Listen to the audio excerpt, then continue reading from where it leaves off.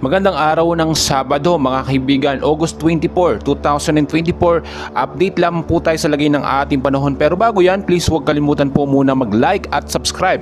And pahit na rin po ng notification bell para notify po kayo kada may upload po tayo at update sa lagay ng ating panahon.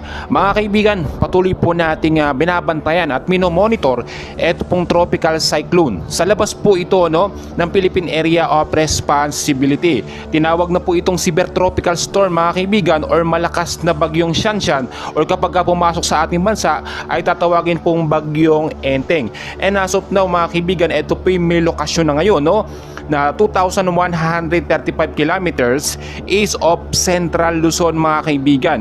Ang kanyang hangin naman po ngayon ay pumalo na po mga kaibigan sa 120 kilometers per hour. Malapit pa rin po sa sentro na may bugso pong pumapalo naman sa 150 kilometers pa northwestward po ang kilo sa bilis po na 10 kilometers per hour. Mga kaibigan, kahit po ito ay nasa labas ng ating bansa o Philippine Area of Responsibility, meron po itong nagiging mahinang epekto sa ating bansang Pilipinas. Yung palibot po o yung hangin sa palibot na itong bagyong Shanshan mga kaibigan ay nakakaapekto sa ilang bahagi po ng Central Luzon kahit po nasa labas siya ng PAR.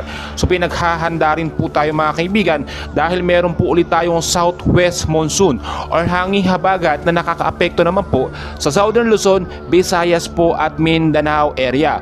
So tukuyin muna natin yung forecast weather condition natin bago po natin balikan ito pong cybertropical storm Shanshan mga kaibigan.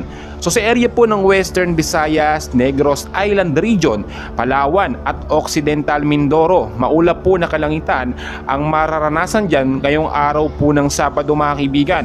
Meron po mga isolated light rains to heavy rainfalls po pagdating naman sa gabi. So dahil po yan sa hanging habagat or southwest monsoon mga kaibigan. So pinag-iingat po tayo sa impact nito sa posible pong pagbabaha sa mababang lugar at landslide naman po sa mga landslide prone area. Samantalang sa area naman po ng Zamboanga Peninsula, Basilan, Sulu at Tawi-Tawi mga kaibigan, maulap din po na kalangitan ng mararanasan dyan. May mahina hanggang sa malakas na pag-ulan naman pagdating po sa gabi mga kaibigan. So maging handa pa rin tayo dahil pa rin yan dito nga po sa southwest monsoon. Sa mababang lugar inaasahan po ang posibleng pagbabaha at landslide po sa mga landslide prone area. Samantalang sa area naman po ng Metro Manila at the rest ng ating bansa ay patuloy pa rin po makakaranas ng localized thunderstorm mga kaibigan. Maulap na kalangitan din na mararanasan sa hapon. May mga isolated light rains to heavy rainfalls pagdating sa gabi na may kasama po minsan pagkulog at pagkidlat mga kaibigan. So mas maganda nakahanda na tayo mga kaibigan. So balikan po natin ito nga pong tropical cyclone sa labas ng PAR, itong cybertropical storm na Shanshan mga kaibigan. Ito po ba may posibilidad na dumaan o dumirekta pumasok sa ating PAR? As of now within 24 to 48 hours medyo maliit pa yung chance dahil yung direksyon niya po mga kaibigan ay papalayo sa ating bansa, pero hindi po inaalis yung mga posibilidad na ito po ay magbago ng direksyon mga kaibigan at magkaroon ng pinsala sa ating bansang Pilipinas. Tinukoy din na pag-asa mga kaibigan bago matapos ang buwan ng Agosto ay posibleng isang bagyo ang pumasok sa ating Philippine Area of Responsibility at hopefully hindi po ito yung bagyong Shanshan.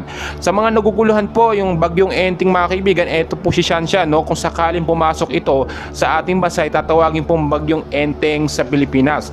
Bagyong Shanshan po international niya mga kaibigan, which is kung titignan po ninyo ay patuloy po na lumalakas. Inaasahan po sa loob ng 24 to 48 hours ay mas magiging malakas pa ito at may posibilidad po na maging super typhoon. Malayo man nasa labas man ng PAR, maging handa at maging alerto na lamang po tayo mga kaibigan dahil ayaw naman natin makaranas ng malawakang pag-ulan, especially yung pagbabaha sa mababang lugar sa Metro Manila. So patuloy ko kayong i-update mga kaibigan, and please wag kakalimutan mag-like and